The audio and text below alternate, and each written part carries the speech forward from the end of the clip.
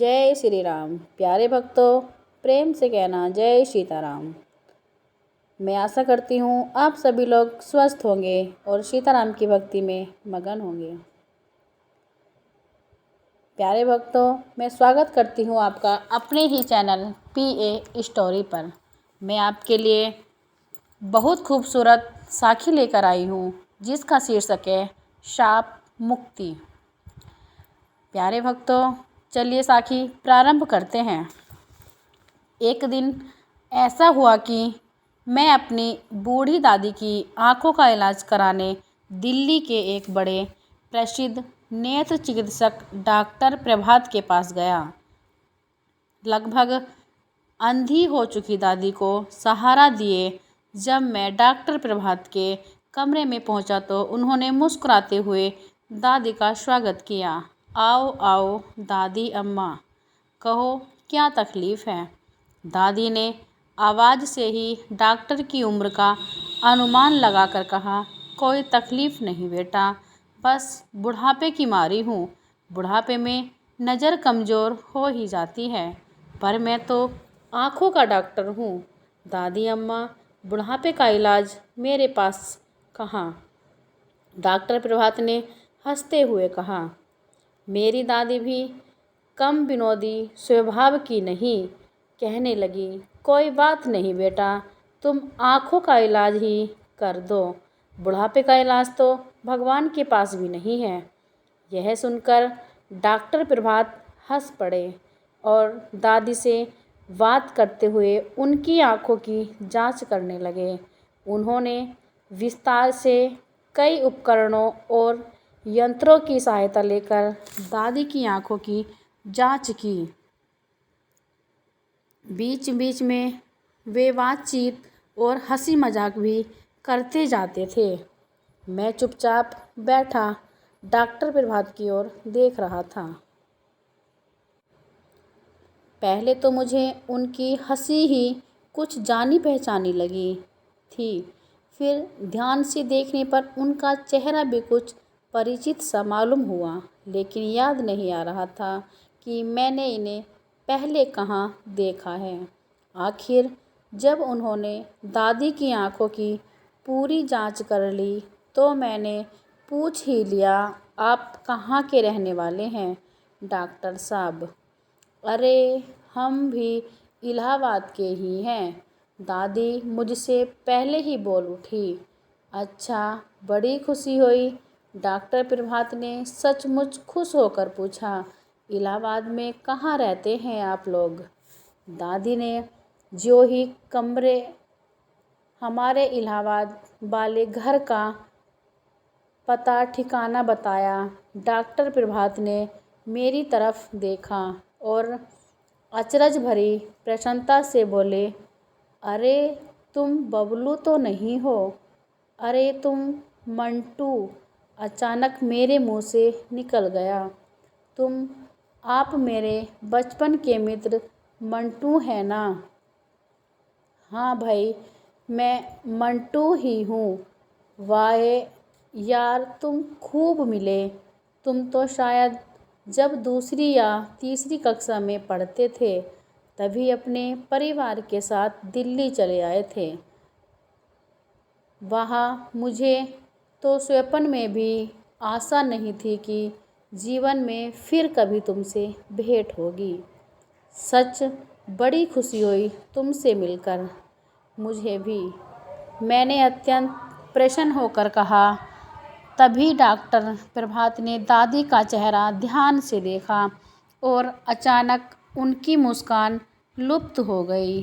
चेहरा किसी दुखदाई स्मृति में काला सा हो गया। दादी की अत्यधिक कमज़ोर आँखों को डॉक्टर के चेहरे का यह भाव परिचित परिवर्तन नज़र नहीं आया। वे प्रसन्न होकर पूछने लगी, अच्छा तो तुम दोनों बचपन में साथ साथ खेले हो? यह तो बड़ा अच्छा सहयोग रहा। तुम तो अपने ही हुए डॉक्टर। बेटा, हाँ, तुमने अपना क्या नाम बताया? मंटू। इलाहाबाद में हमारे पड़ोस में एक वकील रहते थे। उनके लड़के का नाम भी कुछ ऐसा ही था। बड़ा बदमाश लड़का था। डॉक्टर प्रभात ने कोई उत्तर नहीं दिया। वे सहसा बहुत गंभीर हो गए। दादी के लिए दवाई का पर्चा लिखते हुए उन्होंने कहा, ये बातें फिर कभी होंगी दादी अम्मा। बाहर और भी कई रोगी इंतज़ार कर रहे हैं। मैं तुम्हारी दवाई लिख रहा हूँ, बाज़ार से मंगवा लेना और दिन में 3 बार आँखों में डालती रहना। फिर अगले सप्ताह आज के ही दिन आ जाना। तुम्हारी आँखों का ऑपरेशन करना होगा। घबराना मत, ईश्वर ने चाहा तो तुम्हारी आँखें अच्छी हो जाएंगी। बाहर आते ही दादी ने मुझसे पूछा, यह उसी वकील का बेटा मंटुआ था ना? हाँ दादी, बचपन में मेरे साथ पढ़ता था। बस तो अब इसके पास दोबारा आने की ज़रूरत नहीं। मैं इस दुष्ट के हाथों अपनी आँखें नहीं फुड़वाऊंगी। कैसी बातें करती हो दादी, यह तो बहुत माना हुआ डॉक्टर है और अब तो अपनी जान पहचान का भी निकल आया। उसे दुष्ट क्यों कह रही हो? तू भूल गया इसने वहाँ इलाहाबाद में क्या किया था? क्या किया था? अरे तुझे याद नहीं, इसने मोहल्ले में कुत्तियों के 3 पिल्लों की आँखें आँख के पौधे का दूध डालकर फोड़ दी थी। तूने ही तो यह बात हम लोगों को बताई थी। उनमें से एक अंधा पिल्ला तूने जिद करके पाला था। यह भी तुझे याद नहीं? मैं सचमुच ही सब कुछ भूला हुआ था। लेकिन दादी के याद दिलाने पर एक धुंधली सी स्मृति उभरी और जो ही मैंने दिमाग पर थोड़ा जोर दिया, बचपन की यह सुखद स्मृति सहसा कल की सी घटना के रूप में स्पष्ट होकर मेरे आँखों के आगे आ गई। प्यारे भक्तों, इलाहाबाद में हमारे पड़ोसी वकील साहब की कोठी के पीछे एक बहुत बड़ा बाग और घास का मैदान था। ये मंटू के साथ अक्सर वहाँ खेला करता था। बाग की मेड़ के पास आक के बहुत से पौधे उगे हुए थे। एक दिन हम खेल खेल में आक के पत्ते तोड़ने लगे। उधर से गुजरते हुए हमारे स्कूल के अध्यापक ने हमें देख लिया। उन्होंने हमें डांट लगाई और बताया कि आक के पत्ते कभी नहीं तोड़ने चाहिए, क्योंकि उन्हें तोड़ने से जो गाढ़ा गाढ़ा सफ़ेद दूध सा निकलता है, वह यदि आँखों में चला जाए तो आदमी अंधा हो जाता है। यह जानकारी हम लोगों के लिए एकदम नई और विस्मयकारी थी। वास्तव में ऐसा होता है या नहीं, यह देखने के लिए मंटू ने एक प्रयोग कर डाला था। ठंड के दिन थे और मोहल्ले में आवारा घूमने वाली एक कुतिया ने वकील साहब की कोठी के पीछे पड़ी सूखी टहनियों के ढेर के नीचे 3 पल्ले दिए थे।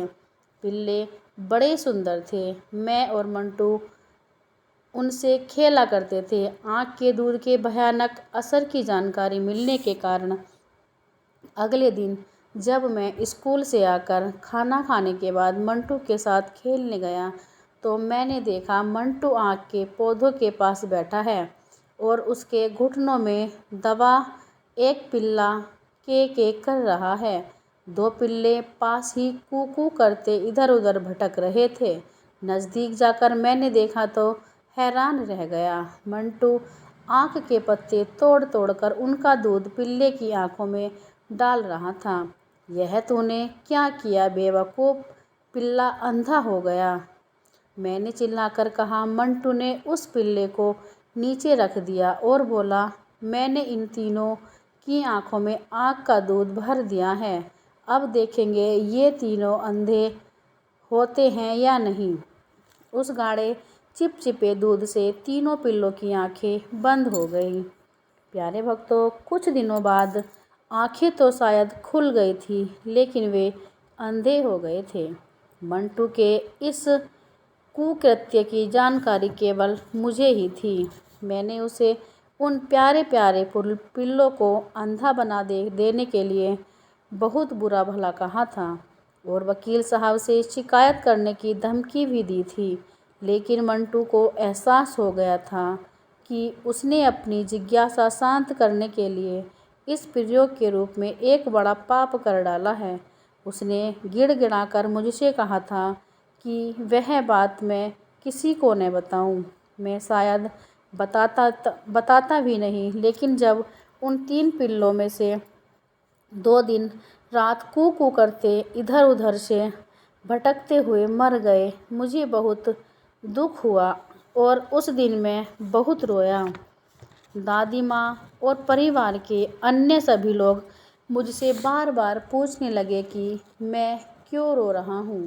पहले मैंने बात छिपाकर अपने मित्र मंटू को बचाने की कोशिश की, लेकिन फिर मुझे तीसरे पिल्ले का ध्यान आ गया जो अभी जीवित था और उसकी जान बचाना मुझे मंटू को पिटाई से बचाने से ज़्यादा ज़रूरी लग रहा था। इसलिए मैंने रोते रोते सारी बात बता दी और उस पिल्ले की आंखों का इलाज करवाने की जिद पकड़ ली। सब लोगों ने मंटू को बुरा भला कहा। वकील साहब ने उसकी पिटाई भी की। मुझे भी बहुत कुछ सुनना पड़ा, क्योंकि मैंने भी सब कुछ जानते हुए भी बात को तब तक छुपाए रखा जब तक 2 पिल्ले मर नहीं गए। आखिर तीसरे पिल्ले को बचाने के प्रयास किए गए। मैंने जिद करके उसे पाल लिया। पिताजी ने उसकी आंखों का इलाज भी कराया, लेकिन वह अंधा ही रहा। माँ और दादी उसकी बड़ी सेवा करती थी। मैं भी उसका बहुत ध्यान रखता था। उस समय तो उसकी जान बच गई, लेकिन जब वह बड़ा हो गया, एक दिन घर से बाहर निकल गया और सड़क पर किसी वाहन से कुचलकर मर गया। उस घटना को याद कर मैं हैरान रह गया। बचपन में 3 पिल्लों की आंखें फोड़ देने वाला मंटू आज इतना बड़ा नेत्र चिकित्सक। इससे भी ज़्यादा हैरानी की बात यह थी कि लगभग 35 साल पहले की वह घटना, जिसे मैं भूल चुका था, दादी को अभी तक याद थी। निश्चय ही वह घटना डॉक्टर प्रभात को भी याद होगी। तभी तो वे हम लोगों का परिचय बताते ही अचानक चुप, गंभीर और उदास हो गए थे। लेकिन दादी बचपन की उस बात को लेकर अब तो डॉक्टर प्रभात को बुरा भला कहना ठीक नहीं। मैंने दादी को समझाने की कोशिश की। अब वे मंटू नहीं, देश के माने हुए नेत्र चिकित्सक हैं। दूर दूर से लोग उनके पास अपनी आँखों का इलाज कराने आते हैं। अब तक तो वे हज़ारों लोगों को उनकी खोई हुई नेत्र ज्योति लौटा चुके होंगे। क्या उनकी इतनी बड़ी सेवा से बचपन की अबोध अवस्था में किया हुआ वह पाप अब तक धुल नहीं गया होगा? कुछ भी हो, मैं उससे अपनी आँखों का इलाज नहीं कराऊंगी, दादी ने निश्चय के स्वर में कहा। दादी का स्वभाव बिल्कुल बच्चों का सा है। हट पकड़ लेती हैं तो किसी के मनाए नहीं मानती। मैंने उन्हें समझाने की बहुत कोशिश की, लेकिन वे डॉक्टर प्रभात से इलाज कराने को तैयार न हुई। आँखों में डालने की जो दवाई डॉक्टर प्रभात ने लिख कर दी थी, वह भी नहीं खरीदने दी। परिवार के सब लोगों ने उन्हें समझाया, लेकिन वे टस से मस नहीं हुई। आखिर शाम को मैंने डॉक्टर प्रभात को टेलीफोन किया और दादी के हट के बारे में बताया। डॉक्टर प्रभात ने गंभीर होकर सब कुछ सुना और बोले, तुम अपने घर का पता बताओ, मैं स्वयं आकर दादी अम्मा को समझाऊंगा। लगभग 1 घंटे बाद डॉक्टर प्रभात हमारे घर में थे और दादी से कह रहे थे, दादी अम्मा, मैंने बचपन में जो पाप किया था उसे मैं आज तक नहीं भूला हूँ और मैं उस सांप को भी नहीं भूला हूँ जो आपने मुझे दिया था। अब तक आप इलाहाबाद में रहीं, मुझे देखते ही कहने लगती थी, अरे कमबख्त मंटुआ, तूने मासूम पिल्लों की आंखें फोड़ी हैं, तेरी आंखें भी किसी दिन इसी तरह फूटेंगी। आपके हिसाब से मुझे अपने पाप का बोध हुआ और मैंने फैसला कर लिया कि मुझे जीवन में नेत्र चिकित्सक ही बनना है। मेरी आंखें तो आपके श्राप के कारण कभी न कभी फूटेंगी ही, पर उससे पहले मैं बहुत सी आंखों की रोशनी दे जाऊंगा। उन बहुत सी आंखों में 2 आंखें आपकी भी होंगी। दादी अम्मा, डॉक्टर प्रभात की बातों में न जाने कैसा जादू था कि दादी की ही नहीं, हम सबकी आंखें भर आईं।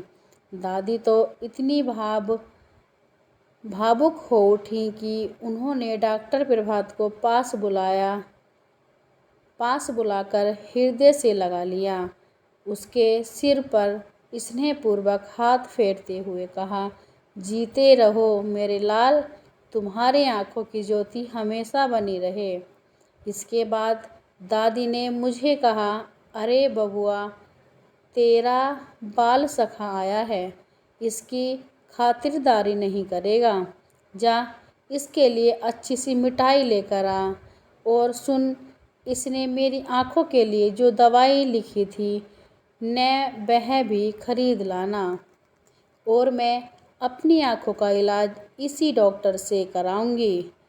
और वह दादी माँ ने अपनी आंखों का इलाज कराया। उनकी आंखें पूरी तरह से ठीक हो गईं और वह खुशी से जीवन व्यतीत करने लगी। प्यारे भक्तों, अगर आपको मेरी साखी पसंद आई है, प्लीज़ मेरे चैनल को सब्सक्राइब करें, लिंक को शेयर करें और कमेंट्स में ज़रूर लिखें। प्यारे भक्तों, मैं आपके लिए रोज़ नई साखी लेकर आती हूँ। प्यार से बोलो, प्रेम भरा जयकारा। जय सीताराम, जय हनुमान।